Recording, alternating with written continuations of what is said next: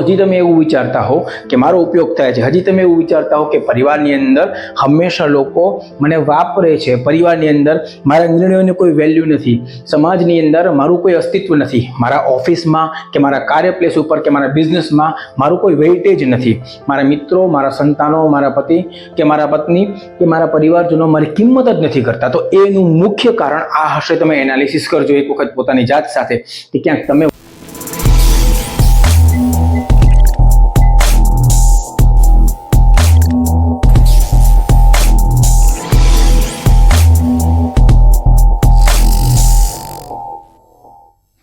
સાચું કહેજો. આપણી જિંદગીમાં ઘણી બધી વખત એવું બને છે ને કે આપણે કોઈ માટે ગમે એટલું કરીએ, ગમે એટલા વિચારો કરીએ, એને આપણી કેપેસિટી બિયોન્ડ જઈને આપણે કંઈક એને આપીએ અને છતાં પણ આપણી કિંમત નથી થતી.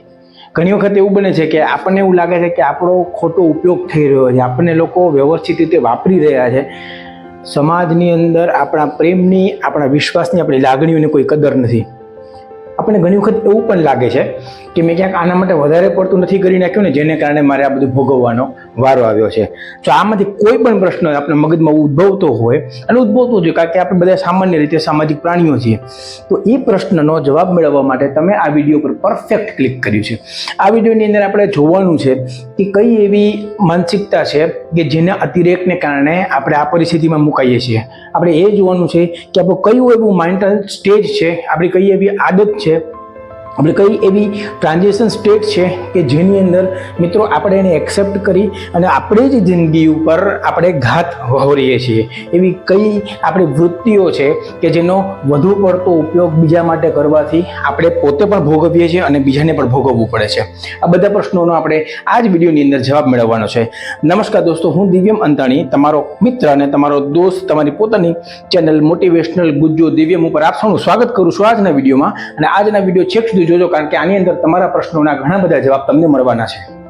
વાત એ કરવાની છે કે મનુષ્ય, આપણે જેમ વાત કરીએ, મોટે ભાગે લાગણી પ્રધાન હોય છે અને જિંદગીની અંદર દરેક સંબંધોની અંદર લાગણીને બહુ મહત્વ આપે છે.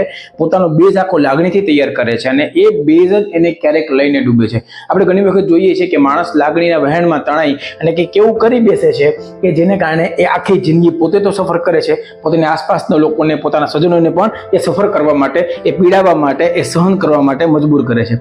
જનરલી લાગણીથી ભીંજાવાની વૃત્તિ જે હોય ને એને લાગણીશીલતા કહેવાય છે. અને એ ભીંજાવું જ્યારે અતિરેક પકડે, એની અતિશયોક્તિ થાય, ત્યારે જે પરિણામ ઉદ્ભવે એને લાગણી વશ કહેવામાં આવે છે. જો મિત્રો ખાસ વાત એવી છે કે જનરલી આપણે લાગણીની અંદર ભીંજાઈએ આપણે તો આપણને એક ટાઢક મળતી હોય છે. સંબંધોની અંદર આપણે ડેવલપ કરતા હોઈએ છીએ, એમાંથી આપણને આનંદ મળતો હોય છે, એમાંથી ખુશી મળતી હોય છે, આપણને સંતોષ મળતો હોય છે. પણ જ્યારે લાગણી વશ થવાની વાત આવે, એ પ્રેશરની અંદર આવી, લાગણીના અતિરેકના દબાણની અંદર આવીને અને આપણે કોઈને કોઈ વસ્તુ કરવાની છૂટ આપીએ અથવા કોઈ પ્રકારની આપણે પોતે વસ્તુ કરીએ લાગણી વશ થઈને, ત્યારે ઓલવેઝ એમાં તણાવ ઊભો થાય છે. ભીંજાવું અને તણાવ બેમાં ફેર છે. આ ખાસ કરીને આ બધી બાબતો અહીંયા વિચારવા જેવી છે કે જ્યારે આપણે લાગણીની અંદર એક ઉમદા ભાવ જોવા મળે છે. કોઈ પણ વ્યક્તિની સાથે આપણે જોડાઈએ ત્યારે એની માટે જે ઉદ્ભવતી કરુણા, એ તકલીફમાં હોય તો આપણને અનુભવાતી તકલીફ, એ પીડામાં હોય તો આપણને અનુભવાતું દર્દ, એની મુશ્કેલી એની અંદર સાથ આપવાનો આપણો વિચાર, આ બધું લાગણીને વશ હોય છે. જેમ કે આપણા બાળકો છે, આપણા બાળકો ક્યારે પણ રસ્તામાં રમતા રમતા કે ગાર્ડનની અંદર પડી જતા હોય, આપણે લાગણીનો મળકો આવે, આપણે એને તેડી લઈએ, એને પંપાળીએ, એની સારવાર કરીએ, એ આપણા માટે લાગણી છે.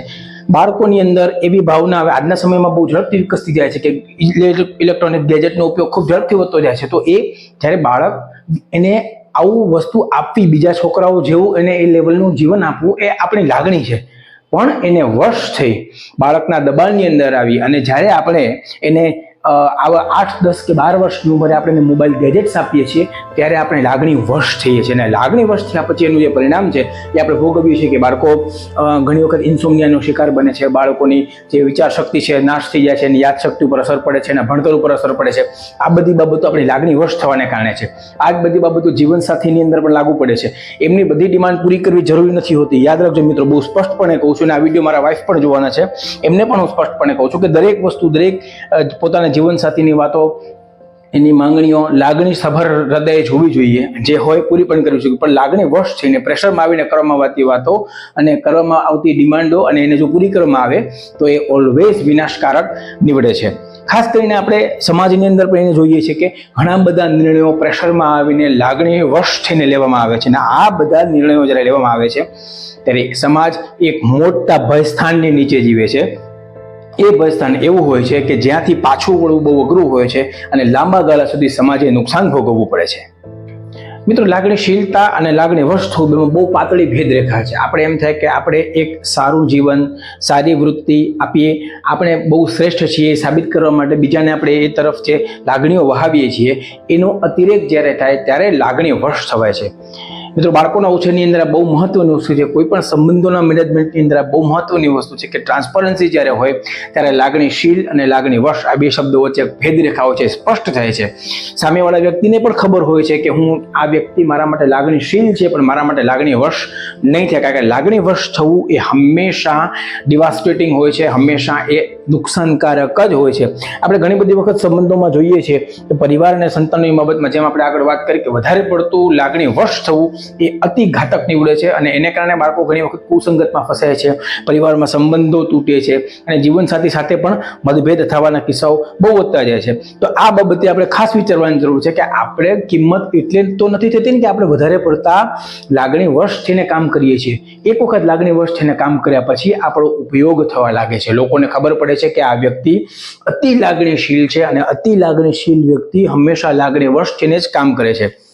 જો હજી તમે એવું વિચારતા હો કે મારો ઉપયોગ થાય છે, હજી તમે એવું વિચારતા હો કે પરિવારની અંદર હંમેશા લોકો મને વાપરે છે, પરિવારની અંદર મારા નિર્ણયોની કોઈ વેલ્યુ નથી, સમાજની અંદર મારું કોઈ અસ્તિત્વ નથી, મારા ઓફિસમાં કે મારા કાર્યપ્લેસ ઉપર કે મારા બિઝનેસમાં મારું કોઈ વેઇટેજ નથી, મારા મિત્રો, મારા સંતાનો, મારા પતિ કે મારા પત્ની કે મારા પરિવારજનો મારી કિંમત જ નથી કરતા, તો એનું મુખ્ય કારણ આ હશે. તમે એનાલિસિસ કરજો એક વખત પોતાની જાત સાથે કે ક્યાંક તમે વધારે પડતું અટેન્ડન્સ આપી અને લાગણી વશ તો નથી થઈ જતા.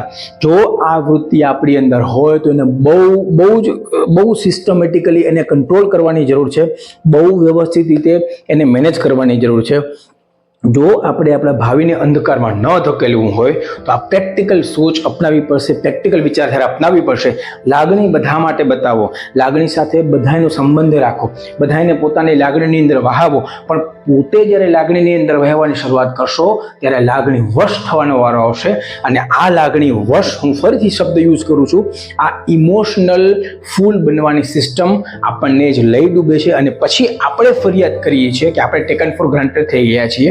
મિત્રો, એના માટે આપણે જ જવાબદાર છે, બીજું કોઈ જવાબદાર નથી. જ્યારે ટેકન ફોર ગ્રાન્ટેડ થવાની વાત આવે ત્યારે સૌથી પહેલી જવાબદારી આપણી જ હોય છે. આપણે જ પ્રોવોક કર્યા હોય છે, આપણે જ બીજાને ઉત્તેજના આપી હોય છે કે તમે અમને આવી રીતે ટેકન ફોર ગ્રાન્ટેડ જેમ ટ્રીટ કરો, કારણ કે અમે બધું સાંભળવા તૈયાર છીએ, બધું સમજવા તૈયાર છીએ, અમે તમારી સામે કાંઈ નહીં બોલ્યું, કારણ કે અમે લાગણી વશ છીએ, લાગણીશીલ નહીં. લાગણીશીલતાની અંદર પ્રેક્ટિકાલિટી હોય છે અને હું વારંવાર કહું છું કે જિંદગી માત્ર ને માત્ર પ્રેક્ટિકાલિટીથી જીવાય છે. વધારે પડતો આદર્શવાદ જિંદગીની અંદર માત્ર સિરિયલોમાં, ટીવી સિરિયલોની અંદર જોવા મળે છે. રિયલ લાઈફની અંદર આદર્શવાદ માટે કોઈ જગ્યા નથી. જિંદગી માત્ર પ્રેક્ટિકલ થોટ્સથી, પ્રેક્ટિકલ વિચારોથી જીવી શકાય છે. જો આપણે આગળ વધવું હોય, જો આપણે પ્રેક્ટિકલ બનવું હોય, જો આપણે પોતાને પરિવારની અને પોતાના સંતાનોની જિંદગીની સુખ ચાહતા હોઈએ, આર્થિક સંપત્તિ જોતી હોય કે માનસિક શાંતિ જોતી હોય, લાગણીશીલતાને જ અપનાવવી પડશે. લાગણી વશ થશો તો બધું જ ફસલાઈ પડશે. અર્જુન યુદ્ધની અંદર જ્યારે લાગણીશીલમાંથી લાગણી વશ થવા તરફ ગતિ કરી રહ્યા હતા ત્યારે શ્રી કૃષ્ણએ એમને શ્રીમદ ભગવદ્ ગીતા રૂપી ચાબુકથી રોકી દીધા અને એ જગ્યાએથી એમને સત્યનું જ્ઞાન થયું અને ત્યાર પછી જે થયું આ બધા આપણે બધા જ જાણીએ છીએ. એક મહાકાવ્યના સ્વરૂપે, એક આદર્શ ગ્રંથના સ્વરૂપે આપણે એને આજે પણ પૂજીએ છીએ અને દરેક ધર્મની અંદર શ્રીમદ ભગવદ્ ગીતાનું અનેરું મહાત્મ્ય વર્ણવવામાં જ આવ્યું છે. અનેક ધર્મની અંદર એની કિંમત કરવામાં આવી છે. તો આ રીતે જ્યારે આપણે પોતાની જાતને કંટ્રોલ કરશું, પોતાની જાતને શીખવશું કે ભાઈ આપણે બેવકૂફ નથી બનવું. જો મિત્રો, સ્પષ્ટ શબ્દોનો યુઝ કરું છું, લાગણી વશ વ્યક્તિ બેવકૂફ હોય છે. પોતાની જ જિંદગીની હત્યા પોતે જાતે કરે છે, પોતાને ભોગવવાના કર્મોનું ગઠન પોતે જ કરે છે એ જ એવા મહાસાગરમાં પોતે જાતે ડૂબકી મારે છે કે જે માત્ર એસિડનો બનેલો છે, હાથે કરીને પોતાની જાત જલાવવા માટે આગળ વધે છે. આ માનસિકતાથી ખાસ દૂર રહેવું જરૂરી છે. આજનો યુવા વર્ગ પ્રેક્ટિકલ છે, એ વધારે પડતો લાગણીશીલ નથી, પણ ધીમે ધીમે એ પણ એ સ્ટેજ ઉપર આવશે જ્યારે એની ઉંમર પરિપક્વ થશે. તો એને રોકવા માટે આ વિડીયો ખાસ ઇમ્પોર્ટન્ટ છે. મિત્રો, આ વિડીયો બનાવવા પાછળનો મોટો એ જ છે કે જિંદગીને પ્રેક્ટિકાલિટી થઈને સમજો, લાગણી વશ થઈ અને જીવાતી આભાજી જિંદગીથી બહાર નીકળો. એ જિંદગી માત્ર વિમ્ઝિકલ હોય છે, માત્ર આભાસ હોય છે, વાસ્તવિક જિંદગી હોતી જ નથી.